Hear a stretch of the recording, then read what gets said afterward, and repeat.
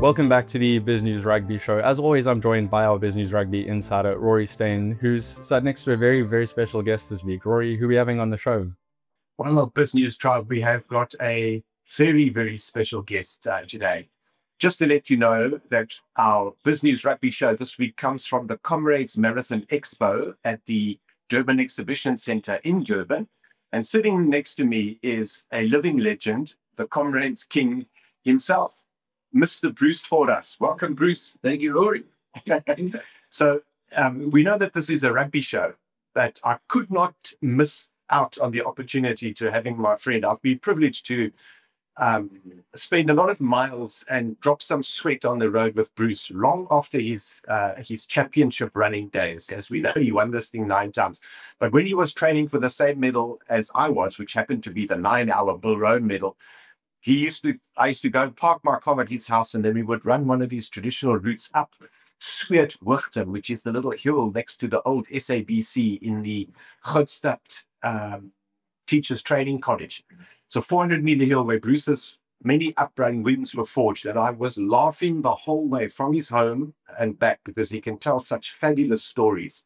But we're here to talk rugby today. We'll talk a little bit of Comrades, obviously, but we're here to talk rugby. And Bruce's claim to fame is that he played scrum half. I mean, you can see there's a bit of a height difference here. Bruce played scrum half for Woodweed when they only had an 18, and he was one of the guys making up the numbers. And when he got to Bryanston High in Joburg, he was the scrum half for the under-14 B team. What can you tell us about that, Bruce? And welcome to BizNews Rugby. Thank you. Now, last we're talking about a great sport. Yeah, where it's all over in 80 minutes. Yes. Yes, as opposed to... That's a what you talk about. In your case, 5.5 hours, yeah. And I love my rugby, Rory. I loved it in my day. I mean, you're talking the 1960s, 1970s. I was at school in England as well. And I was always a scrum half. Very occasionally, I'd be a centre. But I was a scrum half, nuggety, enthusiastic, but that's where it ends. Not very good. I had a dive pass. Yes. But only because I had to use a dive pass to get to the fly half. You get to with a normal. And because I'm going to remind people, the ball in my days was leather. Yes. If it was wet, the ball got heavy if it was wet. And slippery. And I'm trying to think of a try was 3 points. Oh, wow. A try was that's what's called a try. And as a scrum half, by the way, I get incandescent with rage. Because nowadays, when there's a set scrum, the scrum half pops it underneath the 8th leg. We had a thing called a heel against the head. Yes. And you had to put the ball exactly fairly between the two hookers. Obviously, you had the advantage because it's your head is close and you're calling his feet. But that's the only advantage you had. In the opinion of the ref, if it went in slightly skew, no penalty. Now they pop it. I mean, I might as well just pass it straight to the fly half. And so a heel against the head was possible. The other thing was, I'm thinking lineouts. You had to lift. You could put out the lift. You had to jump. Yeah. You had to jump. And then also, now everybody's huge. But in my day, it truly was a game where there was a position for every size boy. Yes. Just because I was small, I was a scrum half. If you were 3 to foot, you were the wing. Yeah. And if you were stocky and whatever, you were the front row. Yeah. That was it. Tall and skinny you were a lot. Yeah. Just back to that scrum, Bruce, it's incongruous to me that in the laws of rugby, they are so pedantic about the throw being straight in the line. So, apply the same. It's exactly the same thing. It's the ball under that. It's another set piece that should go in straight. Anyway, no, I mean, look, obviously, if it's our scrum, it's a smoke scrum, to pop it, just pass it straight to the fly out. Or show it. But it does. It's interesting to see how the rules and the interpretation of the rules have evolved over time. They just have, so that's it. And then also our day, of course, Rory, half time. You got one quarter, orange to stop on. Yeah, because if you drink water, it would give you cramps. So you're not allowed, no matter how, it's 3 o'clock in the afternoon in the Highveld, dry, bony. I mean, our roasties got roasty every time you can say, because you got a roasty from scoring a try or getting tackled. And then you go and do it again. Yeah. 3 days later on the Saturday game. And you got this little orange to suck on. And you rubbed it on your hands. Yeah, make them stick, becoming more grip. Yeah. And then there was that. What's a bench? No, there were 15 guys. In the first place, that ceremony with the orange took place next to the field. It's like going into the... No, it's on the training. So you're in your little headline, like even 3 minutes, and then you play on. Yeah, on the ref, and your coach, he lectures you about it, afterward, and then you go back out and play again. And you only, well, there was no replacement. I mean, there was no replacement. I remember John Robbie telling me that he just missed out on a unique treble. He played British Lions Ireland, Transvaal scrum, and he was selected for the Springboks on the bench. Devon Serfontaine was the incumbent number 9. And we were playing Argentina, and John told me that Devon said to him, if we're leading comfortably near the end, I'm going to fake an injury. And he had to fake an injury. Yeah, I know. In fact, Devon said, orthopedic surgeon. So I tell the ref I've twisted my ankle and it's broken or something. She's not going to argue. And then you'll come on and you'll get this cap for South Africa. And Devon forgot. No, he forgot. And afterwards he shouted at John and said, why didn't you remind me? And John said, no, I was too young, whatever. And so John actually never, would have been quite a unique treble. Yeah. British Lions, Ireland, Springbok. That's the real goal. So he has the jersey, but no. Yeah, he got a jersey, never played. I was talking about Springbok scrum halves. Didn't you give one of our greatest, or in fact, didn't you give him some advice? So I was the guest speaker for the Tuckies, Blue Bulls, and Springboks ex-players. Right. And I had me as the guest speaker. I don't know anyway. So Victor Matfield introduced me. He then had to take the mic and bring it down to my height. And then I gave stories. Yeah, I gave a great speech. I made the guys laugh and all that. And then when I've sat down, I was sitting at this table. My wife, Jill, couldn't believe who we were seeing. Donnie Rousseau, Brian Urbana, Victor Matfield. And then sitting next to me at the time, without a doubt, possibly of all time, the greatest Springbok number 9, Fourie de Pre. He was been of the argument between him and Eustace. I think Eustace, maybe Eustace more of a magician, more, but reliable and unbelievable, and just, I mean, the way he dominates that 36-0 game against England. Yes, was all, he ran the whole game. I do some Fourie. Anyway, so I was sitting next to the best player in the world, with all blacks who sold their mothers, snapping at their side. It's okay. And I'd had a couple of glasses of wine, so I got a bit cheeky. I said, listen, Fourie, love your work. I love your work. Love your work, but it's one number 9 to another. I think you kick the ball too often. You need to keep the ball. I said, Fourie, keep the ball. We can't win the test if we don't have the ball. Keep the ball. He was so polite. He looked at me and said, thank you, Bruce. I'll try and remember that. I'm not joking. It's the best number 9 deal ever. He was so polite. Other Springboks on the table were falling off their chairs. I was shocked they could hear me. But you know what? I'm sure that he was taking he's from the Comrades Rugby Show and taking it from whence it came. Yeah. 100%, man, Bruce. So I just want to tell the story about, I think, was probably the first time you and I, no, we didn't. Well, maybe it was the first time that I met Bruce BizNews Tribe.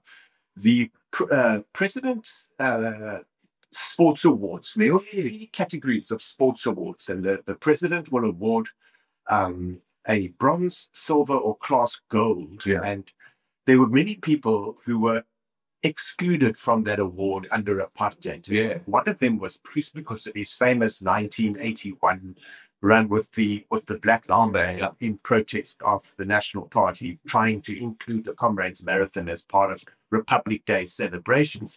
Jody Scheckter was another. He was Royfish, and he was excluded. Jody, and also they said motorsport wasn't a sport back in those. That's the car did all the work. That's when Jody drove the Elf Tyrrell. Absolutely, Elf Tyrrell. The 6 wheels in front. Yes, yeah, 6 wheels altogether. 2 wheels in front, yeah. So I had just started with Madiba. It must have been 96, Bruce. And there's this big function at the government guest house in Pretoria where these estates were rectified. Let's put it like that. And Bruce is receiving the President's Sports Award class gold. And as the MC announces Bruce Fordyce, Madiba takes the microphone and he says, as Bruce is walking up, he says, "Oh, Bruce, that comes the man who has more comrades than the ANC." That was brilliant. He did, yeah, he was absolutely brilliant. Yeah, it was incredible. And special. The one other time I nearly missed the plane flight. About a couple of times for doing that. Nearly missed the plane flight from PE to Joburg. Uh-huh. And before I met my wife, Gerda, I used to have a girlfriend in Cleveland. So if I'd missed that flight and said, I've got to sit there, I'm standing over, I can only get a plane tomorrow, she would have said, don't come home. You know, you want not keep your anything. If you want to see your old girl, Richards, don't come. Don't bother. So I had to get on that flight. Anyway, the lady checking us in said, actually, you're very lucky. We've got a VIP who's about to board and you've only got one bag, so you can board with him. And it was Madiba. So I went into the VIP lounge and there he was. By the way, one bodyguard and his daughters, yes, one bodyguard, he sat in economy. He sat in economy. He wasn't president yet. I think it was just before the on an SA flight, he sat in economy. But we walked last onto the tarmac. So as we were walking, I mean, the ground crew, you can imagine, the ululating and the dropping their spanners and fainting and the airplane fuel spraying everywhere because they just dropped, you know. Yeah. And the people in the plane were looking out the window because we were the last to board. We were going to go upstairs last. And they're looking at us out the window. And the diva turns to me and says, no, Bruce, I wonder, all those people in there are saying, I wonder who that funny old grey-haired gentleman is. He's a famous Steve Fordyce. That is so typical of him, Bruce. It's exactly what he would have said, which reminds me of that story of yours, about your friend who heard the ululation and cheering when he was coming 16th in the Comrades, or was it 13th? And it was 5th coming in. My friend Stuart Peacock. Yeah. It was a very fine run. He just missed gold for the top 10. He just missed it. But in 1989, it was his best year. And it was bittersweet because he was 13th. So he was in the top 20, which was, before that, he was 50th something, you know, so he had really outrun himself. Right. And he came into the stadium in 13th place, you know, and the crowd went berserk. So he started waving and blowing kisses and air punching and arms aloft, you know, running down his last one. And as he was running, he said, now I understand why Bruce keeps coming back, because I'm only 13th. What must it be like to win? You know, I mean, it's unbelievable. Look at this, the welcome I'm getting. He said he went down the finish straight and he turned around to do one last air punch. And in 15th place, coming out the corner, was Frith van der Merwe, and the crowd was going mad for her. So he said, if you ever want to see the definition of leopard crawl, he said that was me getting out of there. He said, like the leopard crawl. And Patrick, I must actually apologize because I wanted you to source the photo. There is an iconic photo of Frith running the Comrades, coming in 15th place overall. She beat everybody except the top 14. Yeah. And Graham Fraser, who had publicly stated, the day a woman beats me, I'm retiring. Yeah. And he's literally turned around in his Hillcrest videos and he's running away. And Frith is coming towards the camera and you just see Graham Fraser's back running away. It also helped Graham that his house was around the corner. Correct. So they get his rang off. Of course, didn't went for a shower. Yeah. But he was still had a potential to make the top 10. But he said the problem was she bounced past him with the pigtails were bouncing up in their hair. That's a fact. We've into that finish. She's as fresh as the days. Well, now, of course, we've got her hair. You know, and I sent Gerda a message this morning.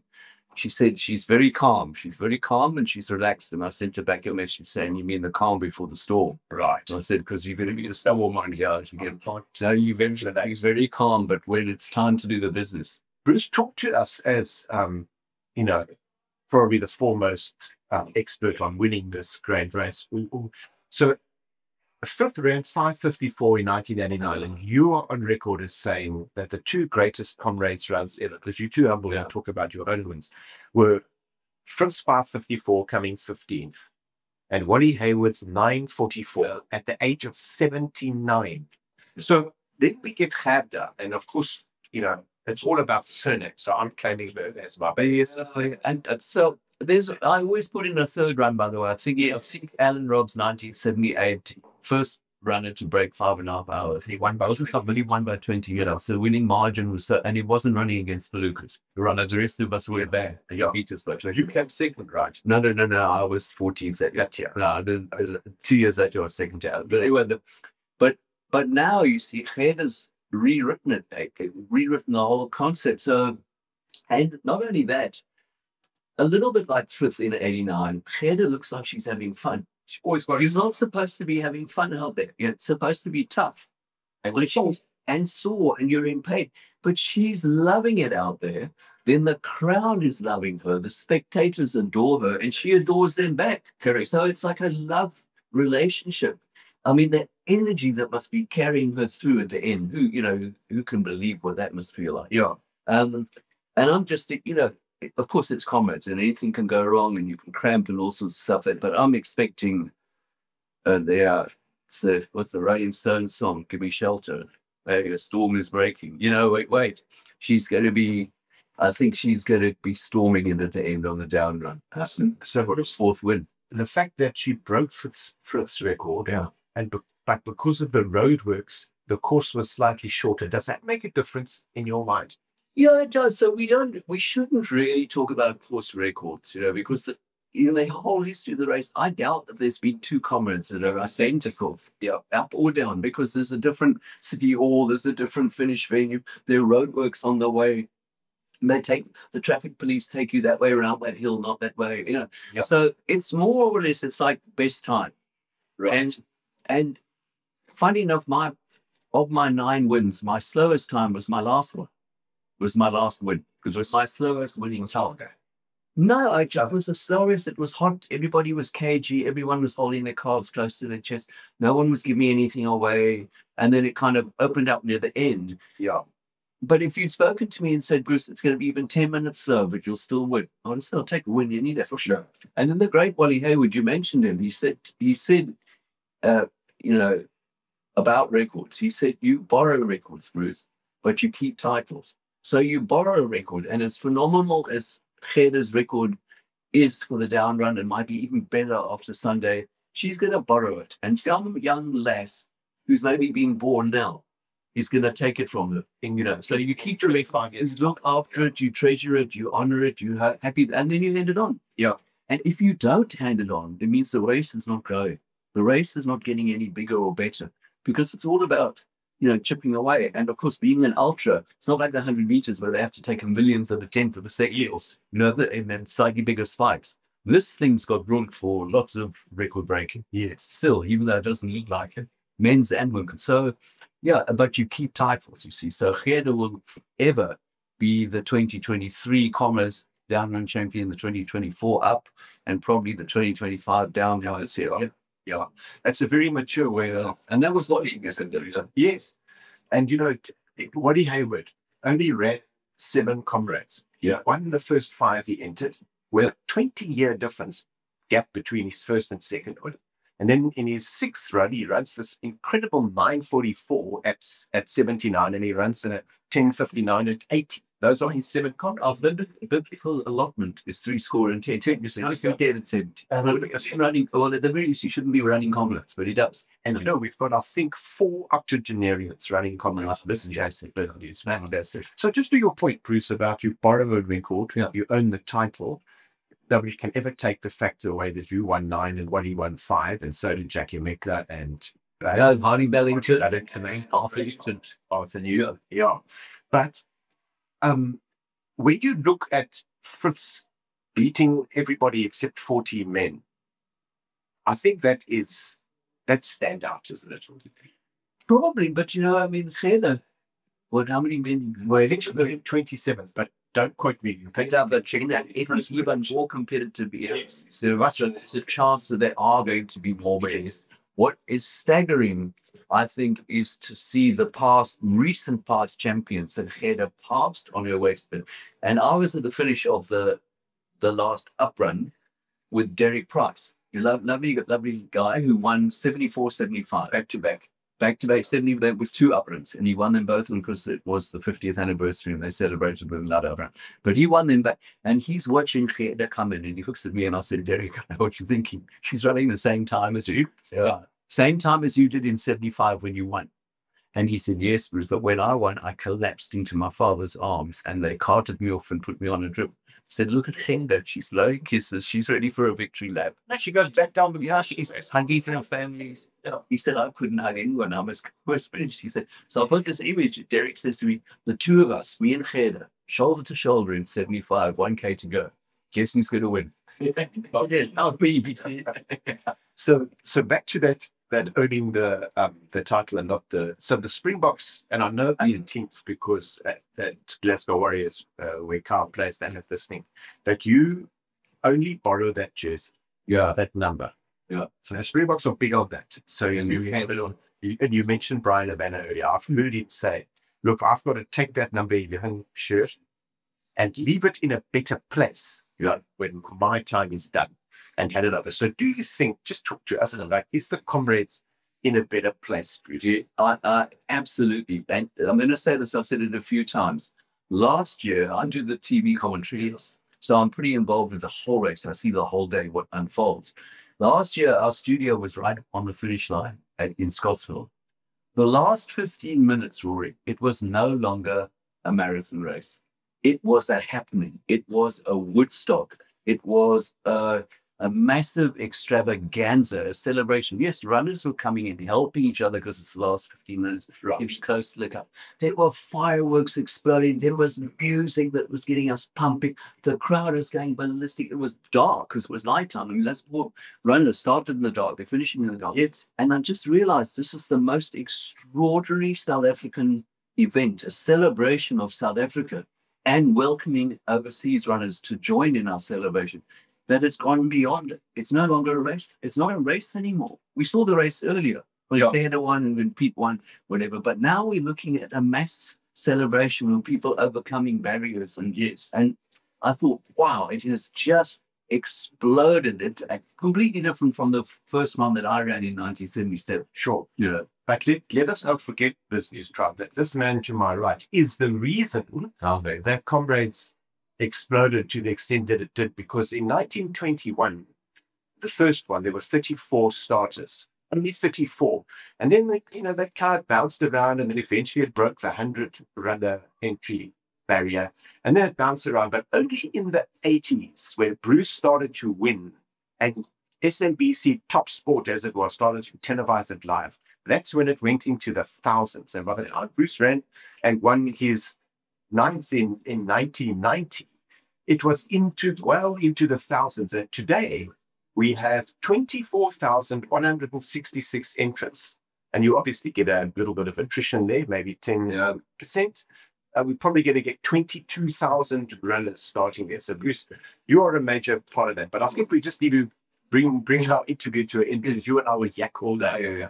But we need to, it's a rugby show, we need to draw to an end. Talk to us about the Springbok rugby players. And you mentioned even some Protean cricketers who have run Comrades. Who are the standout Springboks? Joel Stransky's got to be, in the old days, Keith Oxley.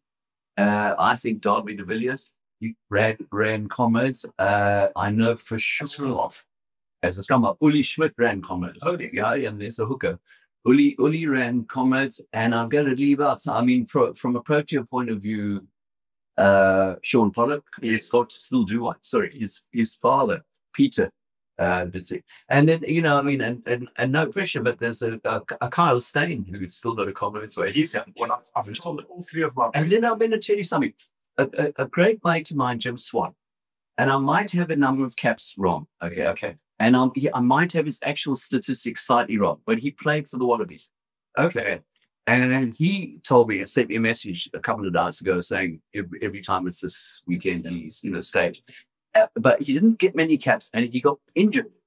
And his leg was broken by he said, send Henry Honeyball my love. Henry, it was just a bad luck tackle, the way that flew. Your leg was broken.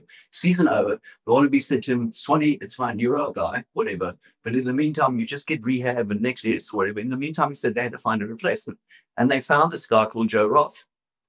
He said, so I never played at KK, Joe Roth. Yeah. He must have got great. Okay. So, but he then ran Comrades, and he compared standing on the field in a rugby match, realizing he's playing for his country with his family, singing his national anthem, wearing his country's jersey. He compared that emotion to the emotion of running into Kingshead in 10.5 hours.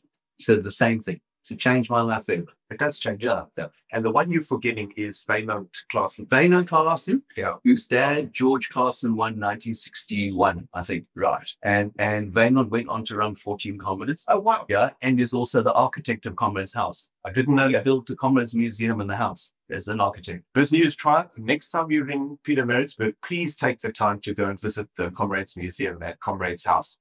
The road has now been renamed Comrades Marathon Road, Avenue, or Drive, I forget which. but it's so worth with your wife to spend a half an hour in there. And I just wanted to mention that we see the Springbok rugby team as the epitome of everything good that South Africa can be. And guys, the Comrades Marathon has been doing that for years and years. It's the greatest day. Yeah. It's the day when a millionaire salaried CEO can run next to an unemployed gardener. Yeah.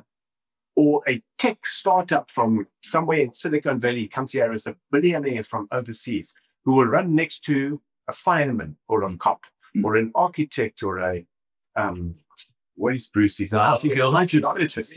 like Bruce. And it might well be the unemployed gardener who takes that sachet off the water table and passes it to the millionaire CEO. On that day, we're all equal, but it is the greatest day to be South African. So BizNews Tribe, do not forget, set your alarms for 5:30 on Sunday. Wake up, there'll be 2 starts this year at 5:45 and 6 o'clock. And watch. I never used to get out of bed, Bruce. And I was a security branch cop, and you were this little fritzy left winger that I told me, little commie, little bestoever. You watching the and I didn't move. I made myself copious cups of coffee, instant coffee, and I waited for you to finish. And it was a glorious day. Yeah, all my grumpiness about your protest in 81, which I now fully understand, was laid to rest because of just the magnificence of your ability, mate. So anyway, let's come to the weekend. Very briefly, we have 2 matches on Saturday. Yeah. Those being the URC semi-finals. Yeah. Leinster, or otherwise known as Ireland, together with Atlas and Barrett, are hosting my boys. So how do you see this one, Bruce, other than the coaching matchup there? Franco Smith versus Jean. Now, I wouldn't have given the Warriors much of a chance at Loftus last year, and they didn't. So it's possible, huh? It's possible, even though they've lost to that already. To Ireland, really, haven't they?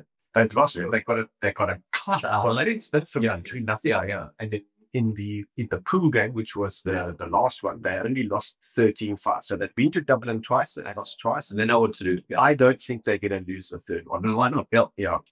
So I'm going to go Glasgow Warriors here by 3 to 5 points. BizNews Tribe. And if you be close, if you are a betting man, I'm not, but you might want to put a little bob or 2 on Glasgow, because Franco is going to have a box full of tricks here. Yeah. He will. Going to Leinster against it. Yes. And then we come to a good old South African derby, a North versus South derby at that same Loftus. We have the Bulls hosting Jaden Hendricks, key of week. Yeah, it is working. Up there. Yeah. How do you see this one? You're a Shark supporter, aren't you? I'm Lions. I used to run for Transvaal, so I would always have to, white and red. Yeah. So through thick and thin, so it's been a bit fun right recently, but that doesn't make a fan in somebody who's thick and thin. That's what we're United being a class in touch. Then that's what you were doing. So, but I don't know. At Loftus, Bulls. And maybe Jake hurting so much about what happened last year broke Jake Steenberg. You've got a world champion gold medal, but last year I think hurt him at home at Loftus. It really did. Yeah, some of the comments he made, I'm sure he was happy and regretted, because Jake is a decent man. He's a good guy. And but I agree with you. That said, the Sharks, I still don't understand how they are in 3rd position, or they ended in 3rd position, but their away form is blooming good, Bruce. They were quite indifferent at home at times, losing to Leinster, BC combination team in the rain that day. So, but I can't look past the Bulls, because the Bulls are just hurting. Well, no, I still am reminded, when I only, in inverted commas, won 9 Comrades. Yes. Nars phoned me. Did he? Nars phoned me out of the blue and said, Bruce, don't worry. He said, I've got 9 Curry Cups. And my 10th one was at Loftus, not against the Sharks, against the Banana Boys. From the B section. From the B section. Earlier in the season, we smacked them 50-something nil somewhere, and they're coming to our backyard. He said, I knew we were going to win. I knew we were going to Curry Cups. If they Curry Cups, something have in the back. And with 5 minutes to go, I realized we're going to lose. I'll never forget it. It's one of those times that I know where I was. Yeah. I was in the Drakensberg, having a braai with my late father-in-law, the Scotsman who used to cook steak to the consistency of a leather-soled fast. That's how it used to be done. I mean, he would prick the boerewors, let all the fat run out until it was just this crumbling mincemeat. Because then it reminds them of haggis. Exactly. It's the same as haggis. Exactly. And board in it. And the thunderstorm was coming in, Bruce, and we literally pulled the meat off the fire and ran in and we watched that game. And Tony Watson scored that. The only was the trial ever. Yeah, but and that was You know how sometimes that day, there was a centre for the Bulls, or Northern Transvaal as it was, called Peter Nell, who never used to get the ball because Nas was his father. Oh, yeah. It was a good player. And as they ran out onto the pitch, I think he stepped onto the TV cable lying in Antalya, and he tore his hand. his calf. And so it started badly for them. Yeah, it got worse. Get it replaced. Yeah. And then Nas reminded me, by the way. He reminded me, he said, Martina Navratilova, 9 Wimbledon singles titles. And then not putting myself in that category or Nas, but he said if Don Bradman had scored 4 runs in his last innings, he had a lifetime average of 100 kind of duck. Yeah. 99.9. So there you go. Mine's a magic number. Well, BizNews Tribe, I hope you've enjoyed this. It was a surprise. I said to Ali Cobb and to Patrick, I could not pass up the opportunity, since it's 3 days before Comrades, of not letting the Comrades King on. Yeah, Bruce, it's been a lie. Thank you. Thank you so much for your time. I know you're so busy. Tomorrow you're doing a route recce. Give us your men's Comrades one introduction, because I think Williamson. I think he'll defend it.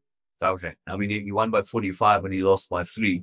He lost his down run, and I think he's not going to make that mistake again. But Tete Johnny's won the last 2 downs, so who knows? I love that guy, man. Yeah. I love his story, Bruce. He's looked after his mom, trained barefoot. He has a security guard working night shift. So He says he disowns those stories. absolutely. It's just that those people aren't. Oh, well, exactly right. Yeah. So to all of you BizNews Tribe, and especially any of you who are running, run well, all the best, enjoy the day.